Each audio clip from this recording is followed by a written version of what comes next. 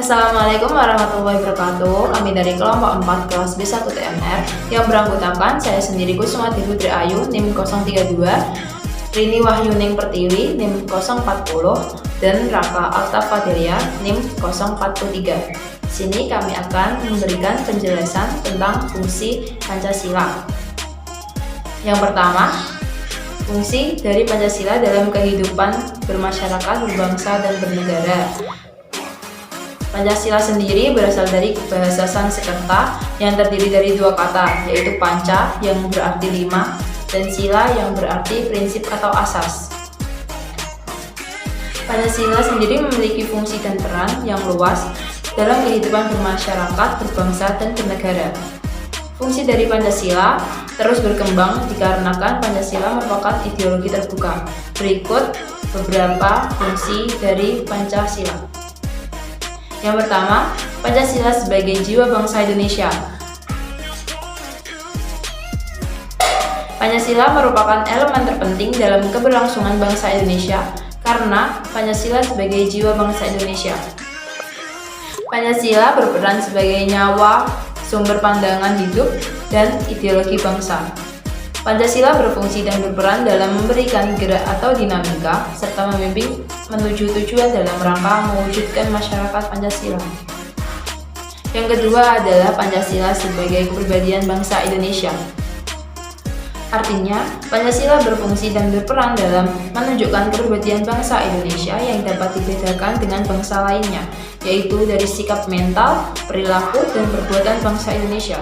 Sikap mental dan tingkah laku yang dimaksud adalah bangsa Indonesia mempunyai ciri khas yang membedakannya dengan bangsa lain. Ciri khas inilah yang dimaksud dengan kepribadian bangsa Indonesia. Yang ketiga, Pancasila sebagai dasar negara Republik Indonesia. Di sini Pancasila sebagai dasar negara mempunyai beberapa makna. Yang pertama, sebagai dasar untuk menata negara yang merdeka dan berdaulat. Yang kedua, sebagai dasar mengatur pemerintahan atau penyelenggaraan aparatur negara yang bersih dan berwibawa, sehingga tercapai tujuan nasional yang tercantum dalam pembukaan Undang-Undang Dasar 1945 alinea keempat. Yang ketiga, sebagai dasar, arah, dan petunjuk aktivitas bangsa Indonesia dalam kehidupan sehari-hari. Yang terakhir, sebagai landasan konstitusi. Yang keempat, Pancasila sebagai segala sumber hukum negara. Dalam pasal 2 Undang-Undang Nomor 12 Tahun 2011 tentang pembentukan peraturan perundang-undangan yang menyatakan Pancasila adalah sumber segala hukum negara. Penempatan Pancasila sebagai segala sumber hukum sesuai dengan pembukaan Undang-Undang Dasar tahun 1945 alinea keempat. Menempatkan Pancasila sebagai dasar dan ideologi negara serta dasar filosofis negara sehingga materi muatan peraturan perundang-undangan tidak boleh bertentangan dengan nilai-nilai yang terkandung dalam Pancasila. Yang kelima, Pancasila sebagai perjanjian tertinggi. Pada saat bangsa Indonesia mendirikan negara atau proklamasi 17 Agustus 1945, bangsa Indonesia belum mempunyai peraturan perundang-undangan yang tertulis. Kemudian pada 18 Agustus 1945 disahkan pembukaan dan batang tubuh Undang-Undang Dasar 1945 oleh PPKI atau Panitia Persiapan Kemerdekaan Indonesia yang terdiri dari wakil-wakil seluruh rakyat Indonesia dan turut serta mengesahkan perjanjian luhur selama-lamanya yang menjadi dasar negara Pancasila serta konstitusional dalam pembukaan Undang-Undang Dasar Negara Kesatuan Republik Indonesia atau NKRI pada tahun 1945. Yang keenam, Pancasila sebagai cita-cita dan tujuan bangsa Indonesia. Pancasila dirumuskan dan tertuang dalam pembukaan Undang-Undang Dasar Negara Kesatuan Republik Indonesia tahun 1945, memuat cita-cita dan tujuan nasional dalam ayat 2 dan 4. Dengan kata lain, pembukaan Undang-Undang Dasar Negara Kesatuan Republik Indonesia atau NKRI tahun 1945 merupakan pencurahan semangat proklamasi yaitu Pancasila.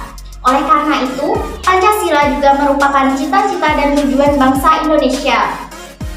Yang ketujuh, Pancasila sebagai pandangan hidup bangsa Indonesia. Adapun fungsi Pancasila sebagai pandangan hidup adalah yang pertama, Pancasila dijadikan petunjuk untuk menyelesaikan berbagai permasalahan yang terjadi di masyarakat, baik itu permasalahan yang terjadi di Indonesia atau bahkan di masyarakat dunia. Yang kedua, Pancasila bisa menjadi cara untuk menyelesaikan persoalan budaya, sosial, ekonomi, dan politik agar negara kita semakin maju. Yang ketiga, warga negara Indonesia jadi memiliki acuan untuk membangun dirinya berdasarkan apa yang menjadi cita-cita bangsa.